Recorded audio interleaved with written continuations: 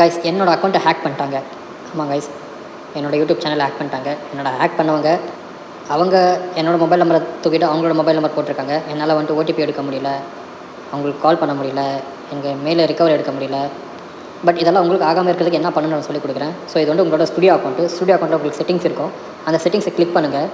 Click பண்ணிட்டு உங்களுக்கு இந்த மாதிரி பேஜ் ஓப்பன் ஆகும். இதில் வந்துட்டு உங்களுக்கு இருக்கும் இந்த பர்மிஷன்ஸ். ஸோ இந்த பர்மிஷனில் கிளிக் பண்ணிட்டு உங்களோட ட்ரஸ்டட் இன்னொரு மெயில் ஐடியை ஆட் பண்ணுங்கள்.